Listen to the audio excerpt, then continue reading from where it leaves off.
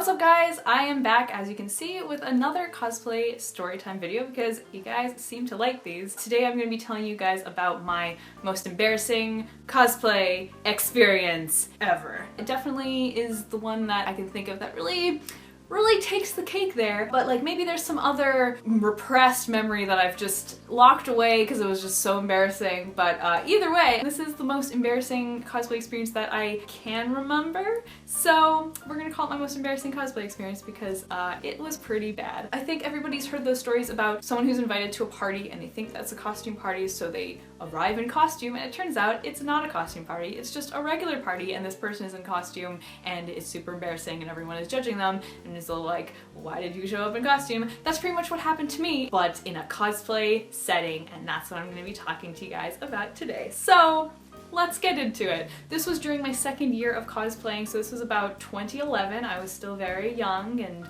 learning about cosplay, and I had just learned about toy shows. Essentially, toy shows are like, they'll have a big room, there are all these vendors selling secondhand toys. It's like one big nerd garage sale, essentially, and it's super fun. And this first one that I had been to was pretty much like a one-day convention. Obviously, it wasn't as big as a convention, but it had very much the same vibe. You were encouraged to show up in cosplay, people would take your photos, it had a really great, kind of energetic, awesome, all ages atmosphere. It was a really fun time. My friend and I, we put together little Pokemon gajinkas, and we just had like an amazing time. And certainly at that point, any experience like that could kind of fill the gap between conventions for me was something that I was on it, because obviously cosplay was still new and very exciting to me and I couldn't get enough of it. These little events and little opportunities that I had, really any opportunity that I had to put on cosplay and like nerd out, was a big deal to me. So I was all over toy shows. I was super excited.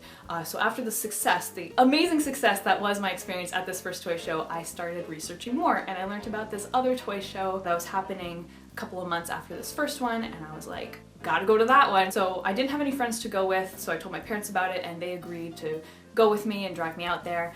So I was super hyped, and I decided that I wanted to rewear my Toon Link cosplay from Legend of Zelda.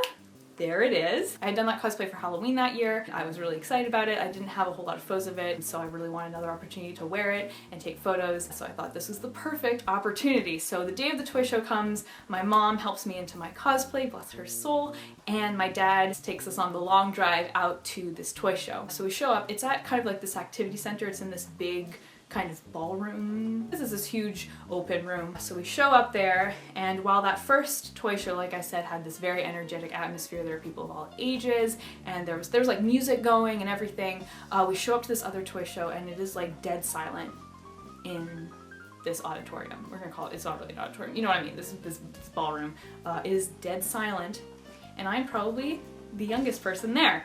Pretty much everybody at that toy show was like middle-aged and older. So we get in there and I am just like, oh, this is not what I expected. And as you guys can probably guess, nobody else was in cosplay. In fact, everybody was staring at me because I'm standing there dressed like a dude, wearing tights, I have elf ears. Like, here's the thing. There's probably a cosplay that I could have chosen in that situation that maybe, like, obviously it's still a cosplay, but it could have passed off for maybe like just a really cute kind of, you know, over-the-top style maybe, or like people would have, you know, still looked at it and been like, oh, that's cute.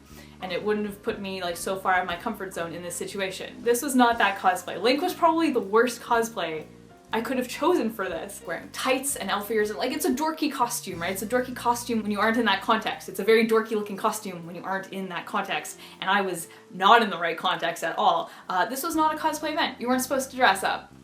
Like, you weren't supposed, it was literally just a toy show. And I figured this out right away and I was mortified, but I'm trying to make the best of it. So we walk around in this like dead silent ballroom. Everybody is staring at me, looking at me super weird. My mom said that one guy walked by us. I didn't hear this, but she had heard this, and he said, oh, it's a leprechaun. So people think that I'm like a leprechaun or an elf or something. Like, they don't know who Link is. One guy did. He was like maybe in his 20s, I guess, and he was like, oh, I guess you just really like the Legend of Zelda games, don't you? And I'm like, I don't just go places dressed as Link because I like Legend of Zelda. I thought this was a cosplay event. I didn't say that, but like that's what I'm screaming in my head. So we're walking around and it's like super awkward. I'm trying to, you know, chat with the vendors. Well, not really chat, but like, you know, I'm asking them like what their prices are, like very sheepishly, like, oh, how much is that? Oh, I'd like to buy that. And obviously they're like, why is this person dressed like an elf? or a leprechaun or the Lucky Charms guy or whatever they were thinking. Oh, it was so bad. So eventually my mom turns to me and she's like, do you want to get changed? And I'm like, please. So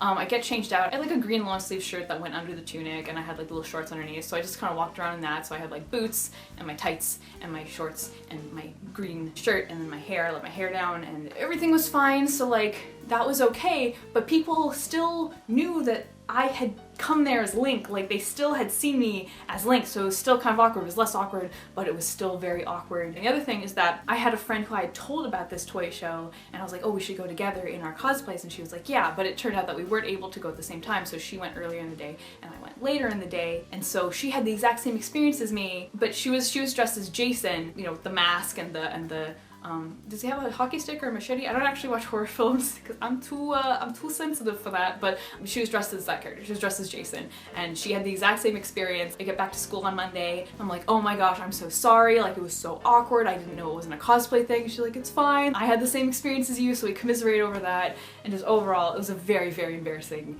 experience.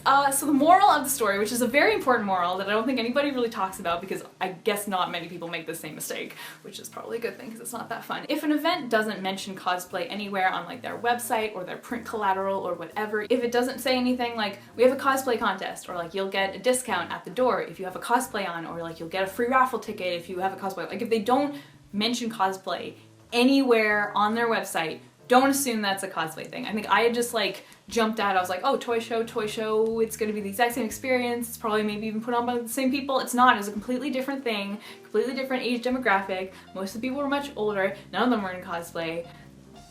If an event does not mention cosplay anywhere in any form, don't assume that it is a cosplay event, because it is much better to show up to a cosplay event not in cosplay than it is to do what I did and show up to an event that was not meant for cosplay and be in cosplay and be super, super embarrassed and have people stare at you and think that you're a leprechaun for no reason. It's better to be like, you know, casual clothes at a cosplay event than it is to be not casual clothes at a casual event. So that's my very important moral, guys. Please don't do what I did, because even 6-7 years later,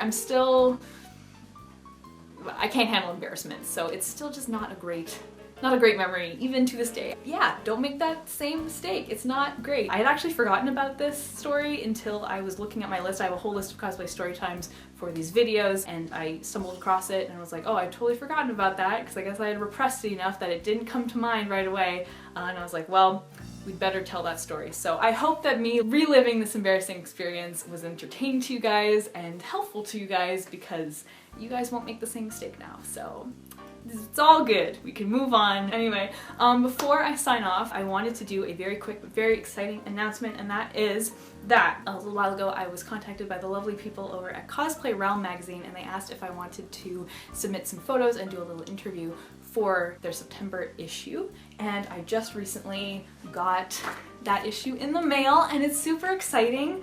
I'm in a magazine, you guys. Just to be clear, like, I paid for this. They're not paying me to say this. They're not paying me to plug this. I'm just doing it because I want to. They're super lovely, the 3 cosplayers who work on this magazine. It is a magazine made for cosplayers, by cosplayers, and they do amazing work. It's beautiful. It's beautiful. There's some amazing cosplay in here, some really interesting articles, and I just really want more people to know about it. Like I said, they do amazing work and they're super, super sweet. So I really encourage you guys to check it out. You can buy it both in print format and in digital format. One is a little bit cheaper than the other if like shipping and handling is too expensive. You can buy it on their website, which I will have linked in the description. So yeah, thank you so much to all the lovely cosplayers over at Cosplay Realm. This is a big deal because I have always dreamt of being in a cosplay magazine. Like, ever since I first started cosplaying. I remember I would order the issues of Cosplay Gen magazine and just be blown away by the content in there and think, oh, like someday I'd love to be in a magazine like this, but I never thought I would. And still to this day, I didn't think that I would.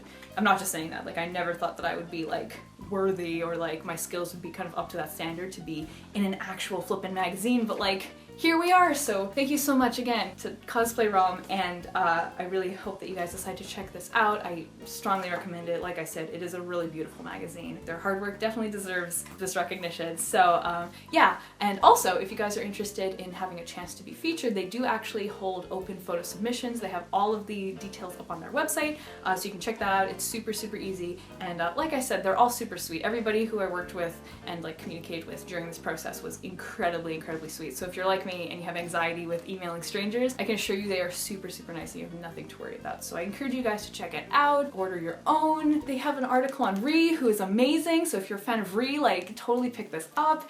And if you guys want a chance to be featured, you can also submit your own photos. So that's pretty darn exciting. So yeah, again, I'll have their website linked in the description, and I really hope that you guys decide to check them out because this is super cool. Yeah, so that's what I wanted to say there. But anyhow, all that being said, thank you guys so much for chilling out with me today, watching this video. I seriously, seriously appreciate it, and thanks for your ongoing support and just generally being awesome and wonderful, and I hope you guys all have a fantastic day. And if you guys have any embarrassing cosplay experiences of your own, feel free to let me know in the comments, because then we can commiserate and maybe I won't feel as embarrassed about mine. We can just commiserate and feel better about our embarrassing experiences. It'll be good. Anyway, so yeah, let me know in the comments, and I will see you guys all next week. But until then, Panda Faces, please be sure to take care. Bye!